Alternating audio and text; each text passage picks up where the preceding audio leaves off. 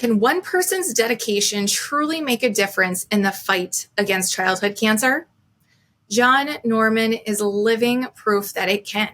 An IT professional at Harley-Davidson Motor Company by day who enjoys hiking, backpacking, and the outdoors in his free time. He has a hate cancer relationship with cancer. So John has spent the last 8 years pouring his heart into something that he calls personal. He's a passionate advocate for children's cancer research and a timeless donor of blood and platelets over 150 times. And he's raised thousands through the Great Cycle Challenge, where he pedals not just for miles, but for the lives of kids affected by cancer. So today he's here to share with us how his mission to make each donation and ride personal has changed lives, including his own. So I'm thrilled to have him with us on Act to Impact. You're listening to Act to Impact with Brandy DeVries. Through heartfelt stories of resilience, hope, and community, I share my personal experience as a longtime advocate and fundraiser for the national nonprofit Children's Cancer Research Fund. Invite pediatric cancer families to tell their stories and highlight individuals who use their unique gifts to create a positive impact. It's time to ignite action.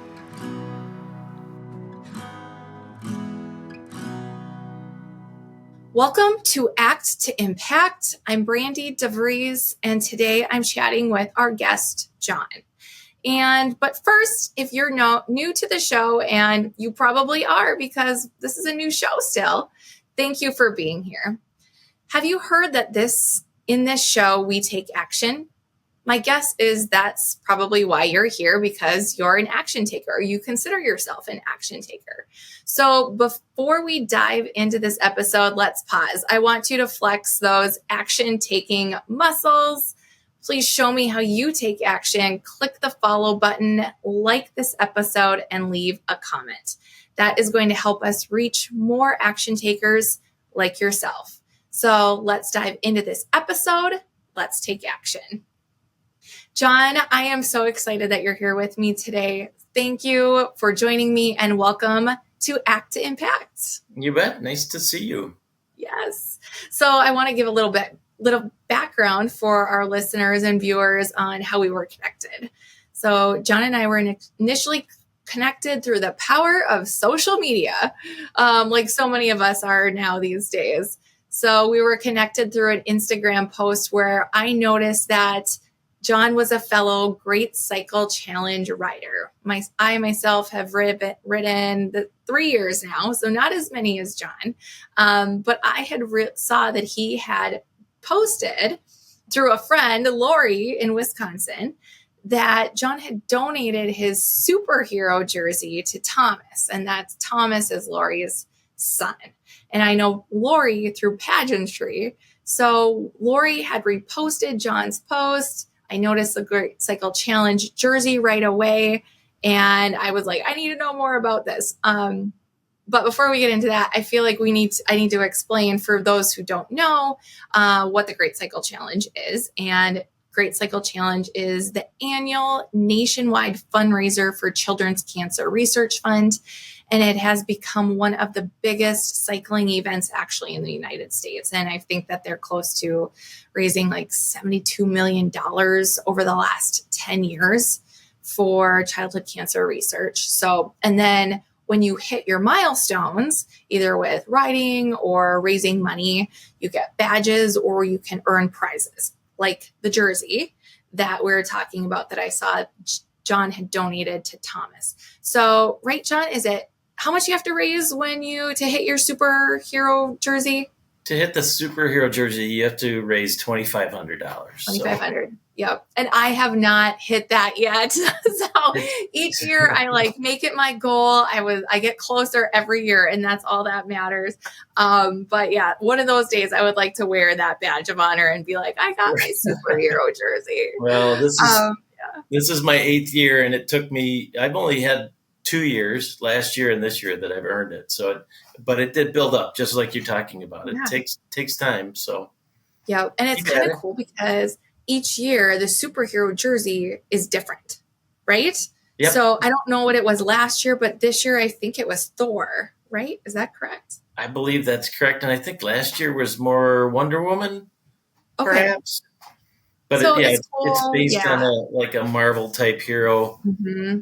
They're They're pretty a cool. superhero. Yeah. So it's cool that they do that. But well, anyway, so I saw the jersey and I think Thomas was wearing it in the photo and it fit him pretty well, which I was impressed by as well. So, but I reached out then to Lori and started asking questions, and I reached out to John right away and realized after asking him some questions and wanting to learn more, I found out he was the exact type of person that I was looking to have on Act to Impact. So I love how this all came together for us. And since that you consider yourself a cancer hater, let's start 100%. there. Let's learn more about that and what got you to all the things and the impacts that you're making right now. So I initially talked to in your intro about you donating platelets.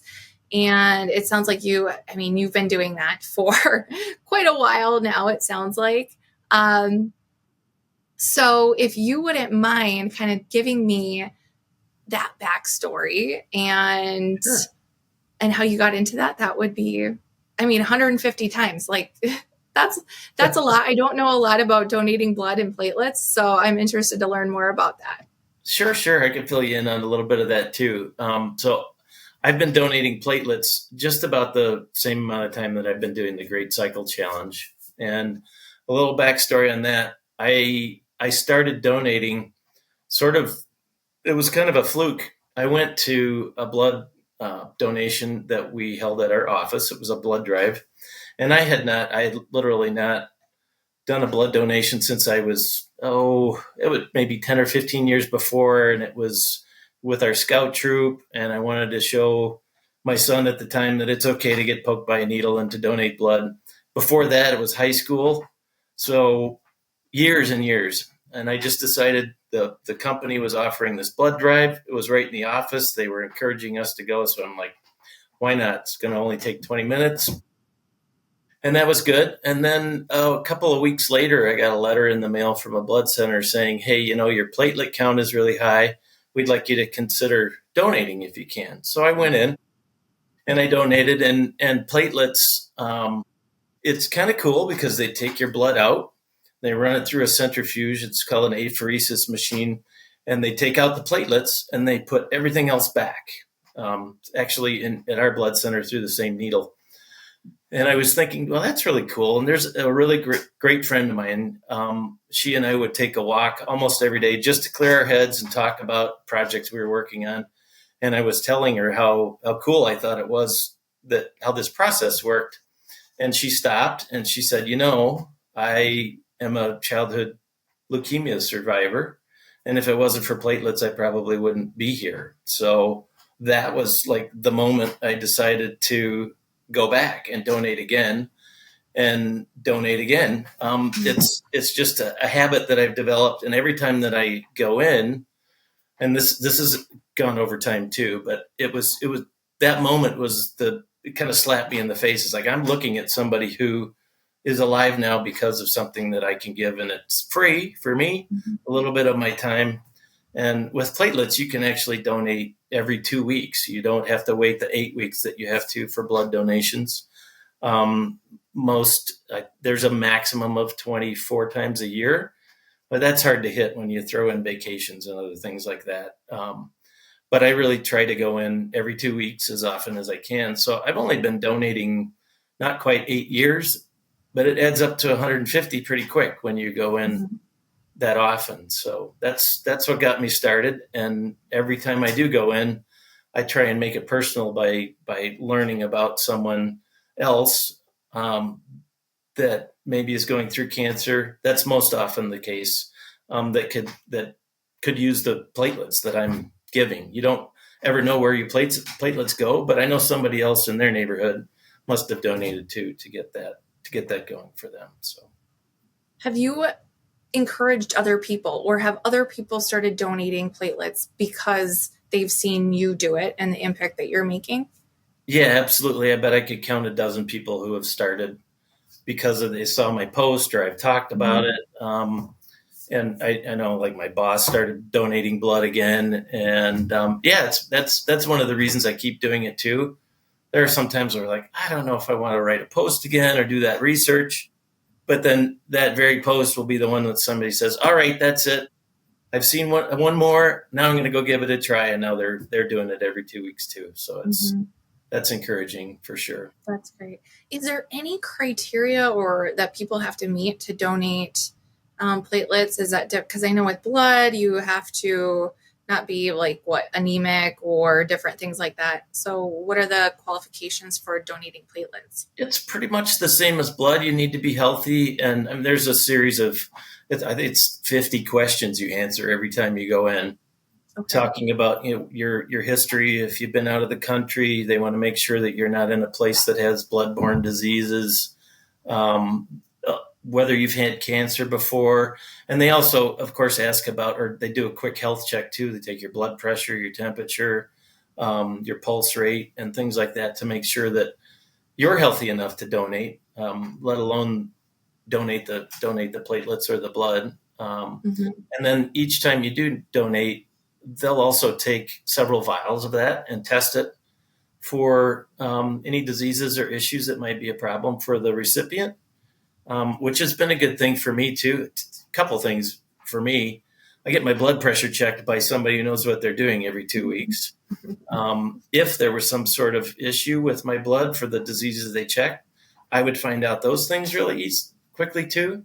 So it's good for me. But the requirements it's pretty straightforward. There's nothing, I mean, unless you've had mad cow disease or something like that, you're in pretty good shape. There's several reasons that they would turn you away, but it's good to know. I mean, I'm really happy with how diligent they are in making sure that the blood supply is good. But I would encourage anybody to try it. It's just a little bit of your time. So yeah. Okay, so we also talked, about Thomas and how you presented Thomas with this year's superhero jersey.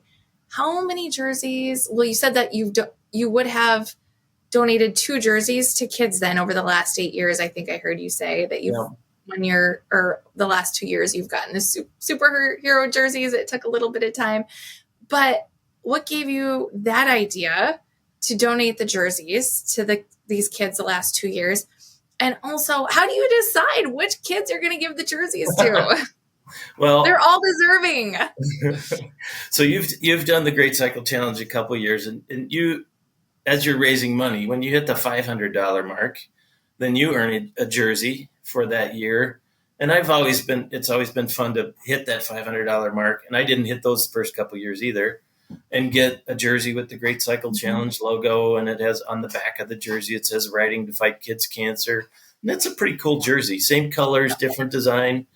And I really wanted to get the superhero jersey, but I didn't come close for years. And I'm not sure exactly what pushed me over it last year. But before I even got there, when I knew I was getting close, I saw other people saying, "Look, I've got enough jerseys. I don't."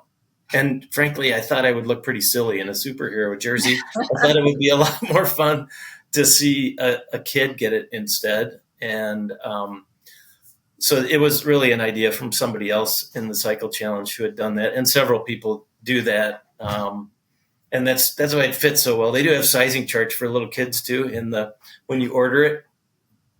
As for choosing, it really just it wasn't really hard. I didn't have like a list of people saying, "Hey, can I have your jersey next year?" I don't know, maybe over time that'll happen, but it was really just what felt right. When I donate platelets and go into the blood center, the reason I ran into Lori and Thomas is because they're advocates for the Blood Center of Wisconsin, and their picture was up on the wall. And I saw them and contacted her because I'm like, this just seems like a good fit, literally. And so yeah, it was an easy one this year. She's very much an advocate and was very vocal on social media, and it was great to chat with her an instant messenger for weeks. We talked about it, and not this. When it finally came up, I'm like, I think Thomas would look cool in one of these. And the year before, it was a daughter of a woman that I had posted about in my biweekly posts on Facebook and Instagram. Her daughter, she focuses on her daughter every Friday. Her daughter's name is Frankie. Her nickname is Frankie. And she does a post called Frankie Fridays, and she just does a goofy picture of her daughter. And I thought this would be good for her too. Her daughter doesn't have cancer, but she is the light of Marissa's life, and I thought it would be a really good fit for them. How did you come across the Great Cycle Challenge? I came across that because I, at one point in time, raced bicycles, and one of the people that I raced with had a friend in Minnesota whose daughter passed away from DIPG, which is really nasty cancer. And he was looking for other teammates to be on his Great Cycle Challenge team. And I had never heard of it before, but I'm like, I'm in. Let's do it. And I've been riding with that team Monkey Bars ever since. And she was somebody who I was able to donate in honor of too. So that's what brought me in. How many people are on Team Monkey Bars? Oh, it kind of varies year to year, but at least I'd say 25 to 30. That's great. That is a great number. So thank you for riding all these 8 years and for joining Team Monkey Bar. I know we sure have had fun here in Minnesota too with my friend Amanda Sullivan and our team the last 2 years, Team Created to Conquer. And yeah, we kind of run around maybe 8 to 12 people on our team. But I mean, we've raised, last year, I want to say close to $12,000. And this year we surpassed, I believe, the $15,000 mark as a team. But we did a group ride in Minnesota this year. Last year we did it too. It was a little bit smaller. This year we had over 25 people that joined us on our ride, and riders that weren't on our team that just are riding in the Great Cycle Challenge, but we put it out there to anybody in the Minnesota community that was riding. But it's fun to know that there's other people out there riding to fight against childhood cancer too. And just to let these kids know they're not alone in this fight. And we're riding together for them. We're fighting for them. People that have no direct connection with childhood cancer. I personally have not been affected by it, but I'm a parent and now know a lot of people who have been affected by it. And so I want to do what I can. I feel that there needs to be a community of people who don't have those connections with cancer. It can't be the parents of the cancer kids that are the ones doing it. They have enough on their plate. They're worrying about the doctor's appointments and their kids' health. And the last thing that they need to worry about is also raising money.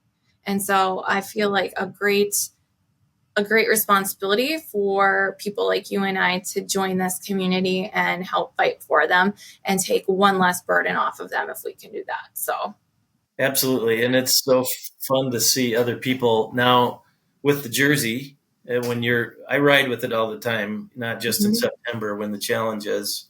Yeah. And it's fun to run into other people who do the challenge. They recognize the jersey too, just like you did in the picture. And I'm meeting more and more people in my own neck of the woods that ride. So that's really fun too. Yeah. Unfortunately, I am not like you, and I don't ride all year round. I am definitely I only ride bike during Childhood Cancer Awareness Month. That is it. I have a bike. I didn't even have a bike though until I started the Great Cycle Challenge 3 years ago. Biking's pretty fun though, isn't it? I like it, especially this fall. It was so nice to be able to go out, actually go on longer rides and that type of thing instead of doing it just indoor stationary. So, oh, no kidding. So much easier this year than last year. Yeah. And I like that too, because you're wearing the jersey. People are seeing you, like you said, and they're taking notice. They see you can't miss on the back of your jersey where it says, fighting childhood cancer, where childhood cancer or kicking cancers. But, that's why we're riding, and it's hard to miss that. And that's part of why we do it, is to build that awareness so that other people can take notice and join in the fight as well. So, well, John, I also want to touch base too on take us then to that moment, your fireball moment, that is what I like to call it on Act to Impact, or that aha moment when you knew that you just had this fire inside you, that you had to share the people's stories and you wanted to give them, not that you had to do it, but you wanted to give them the shout outs on Facebook and Instagram. You wanted to help share their stories. Yeah, sure. And I've thought about this quite a bit because I wasn't really sure when my fireball moment was. I'd put it more in terms of it being an ember that was kind of glowing, and then the wind starts blowing on it a little bit, and eventually it burst into flames. Because I started donating in 2017 after talking with Katrina, my friend from work, and as I was going in, I kept thinking, well, she's not the only person who has needed platelets, and why don't I dedicate my donations each time to somebody that I already know, or that maybe I run into through the magic of social media and through the connections that come from that. And I was actually looking back at my I keep all of my posts in a journal, and I was looking back at them, and for the first probably 2 years, I wouldn't necessarily even take a picture of myself to post. It would just be, I'm at the Blood Center, Wisconsin, and today I'm dedicating my platelets to a particular person, and one in particular is a young woman, Peyton, who has since passed away, unfortunately, in 2021, who I got connected through the biking community, through my son who also races, and it was a best friend of one of the people he races against, and they started doing a fundraiser pedaling for Peyton, because she had cancer and was fighting it, and she had Ewing sarcoma, and she was local. I got to meet her when she was doing she did an amazing event several times where they would tie fleece blankets for the Ronald McDonald House. That was local because people come to town and they don't have a place to stay. You want a warm blanket, and it's not and they wanted to be able to take that blanket with.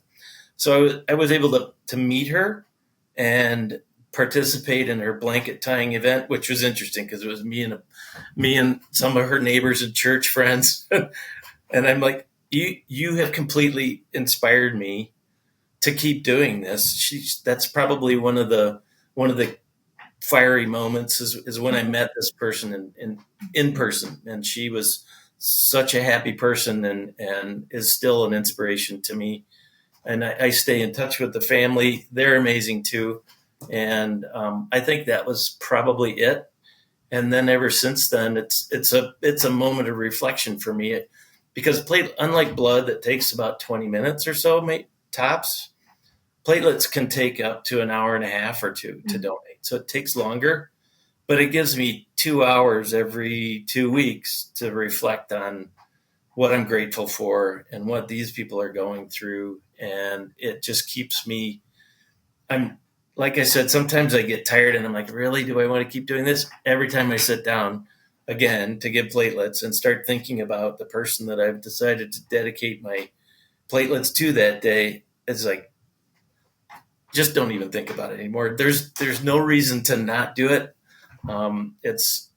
It helps me be a better person every time I sit and reflect about the person who might get these platelets. I have no idea who they might be, but I know that they need them, and to be able to save a life or even give somebody some more days to celebrate their life, that's enough for me. Yeah, that's a great gift. A question that came up is my thought was, what's the reaction that you get from some of the people that you're giving when you tell them, I want to give you a shout out, or I'm doing this in honor of you today, or whatever? What's the reaction you get from the people when you tell them that you're doing this? Every single person that I reach out to, even if it's somebody that I know, I've dedicated it to several people from work who I know who had cancer. It's awkward to ask that question, but I've never had anyone say, no, please don't do that. It's more, why would you do that for me? And I tell them this is a grateful habit for me. It's as much for me as a reminder of why I donate as it is a dedication to them. But the connections that I've gained by doing this have been amazing, and I've been able to connect with people all over the world, New Zealand, Sweden, all over the United States, the UK, and they have connected with each other too. And I'm just kind of one of those bouncing off points, and it's been amazing. They've always been so grateful, and have it's humbling to me because I'm not trying to be anybody's hero. It's just one of those things, and it warms my heart when it makes them feel good too. Mm-hmm. Well, I am so inspired by what you're doing, and with the Great Cycle Challenge and the donation of the platelets and the dedicating of that and showing your gratitude and reflecting. And so I hope, and I think that your story, whoever is listening to this or watching this, I hope that you're inspiring to them as you are to me. So your story just brings a smile to my face, and I am glad that we have been connected. So thanks for all your work. And lastly, if you could provide one piece of advice for people looking to make an impact, what would it be? My piece of advice would just be to be persistent. I didn't know that this was something that would make such a big impact on me. I thought it might, and it was something that I tried. And I've tried other things that have not had an impact. But I would just say, whatever you decide to do to make an impact, stick with it for a while. Mm-hmm. And over time, it can be such a huge thing. It's not something that can happen necessarily. You can make an impact in a day by donating platelets. You can make a huge impact if you keep doing it and other people notice, and you can have that impact. I'm still humbled because I'm always amazed that I had an impact on somebody else. But I would say persistence. Just keep doing it. It's like developing a habit. Yep. I think that's great advice. So, John, where can people see and find your shout outs and that you've given kids and the stories that you've shared?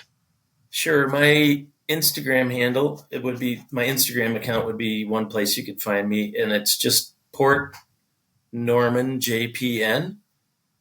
And I think you just have to look up John Norman in Port Washington on Facebook. I don't know if I know my Facebook account. I can get that to you though. I'll try to connect those to the show notes as well so people can find you. Sure. If maybe they want a shout out from you. Maybe that's what they're looking for and they need. So I always am happy to have a suggestion because it's hard to find a new connection sometimes. Mm-hmm. Actually, unfortunately, it's not as hard as you might think. There's so many people out there. But I like to have that connection. Like if you sent me somebody, I know you because I know Lori, because I know Thomas, and it makes it easier for me to have that introduction.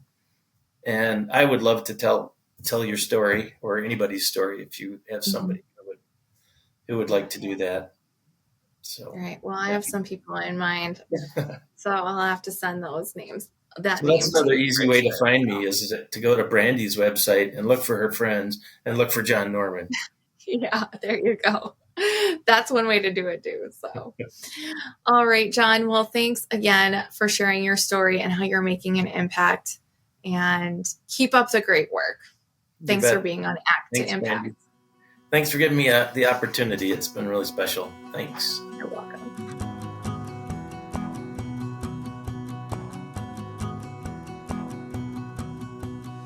You've been listening to Act to Impact with Brandy DeVries. If this show ignited your fire and inspired you to take action to make an impact, please share this episode with a friend, leave a 5-star review, or write a review to let others know how the show impacted you. I can't wait to see the action you are taking to make an impact, and I'd love for you to share that with our community. go ahead and tag me on social media as you are out making an impact in the world. Do you have a story to share and want to be a guest on Act to Impact? I'd love to connect with you.